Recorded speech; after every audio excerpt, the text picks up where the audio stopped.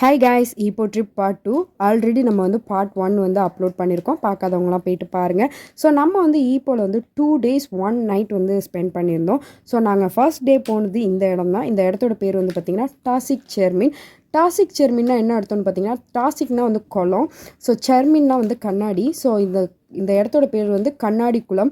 So இங்கே ticket எடுக்கிற இடம்லாம் வந்துட்டு அவ்வளோ கூட்டமாக இருந்துச்சுங்க. ஏன்னா சைனீஸ் நியூ இயர் லீவ்னால நிறைய இடத்துலேருந்து மக்கள்லாம் வந்திருந்தாங்க. கிட்டத்தட்ட ஒரு 2000 பேராச்சும் இந்த இடத்துல இருந்திருப்பாங்கன்னு நான் நினைக்கிறேன்.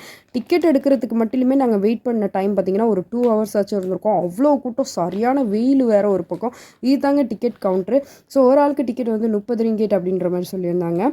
ஸோ அதுக்கப்புறம் வந்து இது தாங்க அந்த குகை. இந்த குகைக்குள்ளே போகிறதுக்கு தான் அவ்வளோ நேரம் வெயிட் பண்ணி நாங்கள் வந்து வந்தோம்.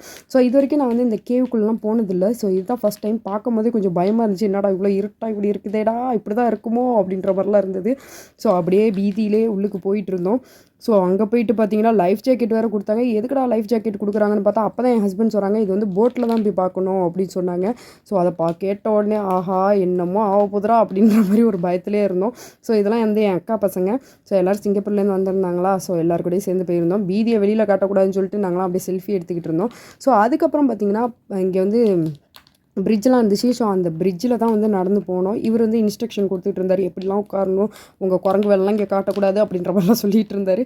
ஸோ போட்டுனா ஏதோ பெருசாக இருக்குன்னு பார்த்தா ஏதோ ஒரு பலூன் மாதிரி சின்ன கொணுக்கு இருந்துச்சுங்க. அதில் உட்காந்துருந்தோம். இந்த கல்லில் தாங்க வந்து மார்பிள்ஸ்லாம் வந்து செய்கிறாங்களாம். ஸோ அப்புறமேட்டுக்கு ஃபஸ்ட்டு எல்லாருமே எவ்வளோ பயத்தில் இருந்தோமோ அதுக்கப்புறம் போக அந்த இயற்கையெல்லாம் பார்த்து ரசிக்கும் போது அப்படியே அந்த பயம் எல்லாம் காணாமல் போயிடுச்சு. ஸோ எல்லாம் அதுக்கப்புறம் போக எல்லாம் ஜாலியாக ஃபன்னாக இருந்துச்சு. ஆனால் என்ன ஒரு பயம்டா, கொஞ்சம் சாஞ்சாலும் மொத்த பேரும் கீழே கவுந்துருவோமேன்ற பயமும் கொஞ்சம் இருந்துச்சு. பட் இருந்தாலும் அட்ஜஸ்ட் பண்ணிக்கிட்டோம். இது வந்து அந்த போட்டில் வந்து ஒரு லேடி தான் அந்த போட் வந்து ஓட்டினாங்க. ஸோ அவங்க தான் இந்த மாதிரி அழகான பிக்சர்ஸ்லாம் வீடியோஸ்லாம் எங்களுக்கு எடுத்து கொடுத்தாங்க. ஸோ இது வந்து 100 வருஷத்துக்கு முன்னாடி பிரிட்டிஷ்காரங்க தான் இந்த இடத்த கண்டுபிடிச்சாங்க அப்படின்ற மாதிரிலாம் சொல்லியிருந்தாங்க. ஸோ அதுக்கப்புறம் எல்லாம் என்னங்க ஒரே ஃபன்னு, பாட்டெலாம் பாடிக்கிட்டு வேறு லெவலில் என்ஜாய் பண்ணிக்கிட்டே போயிட்டு இருந்தோம். டைம் போனதே தெரில. ஸோ அதுக்கப்புறம் இது தாங்க மெயின். இது பார்த்தீங்கன்னாக்கா நம்ம வந்து எங்கேயும் காதல் படத்தில் வந்துட்டு இந்த பூட்டெல்லாம் கட்டி விட்டுருப்பாங்களே இந்த லாக்கு. ஸோ அந்த மாதிரி அங்கே வந்துட்டு மெமரிஸாக நீங்கள் வந்து இந்த மாதிரி கட்டி விடலாம் அப்படின்னு சொல்லிட்டு வெளியில் வந்து விற்றிட்டு இருந்தாங்க. இந்த ஒரு பூட்டோட விலை பார்த்திங்கன்னா 15 ரிங்கெட் போட்டிருந்தாங்க. நான் வாங்கணும்னு நினச்சிக்கிட்டு இருந்தேன். பட் டைம் ஆகிடுச்சு. அதனால நான் அதை அப்படியே மறந்துட்டே வந்துட்டேன். கடைசியில் நான் வாங்கி கட்டி விடவே இல்லை.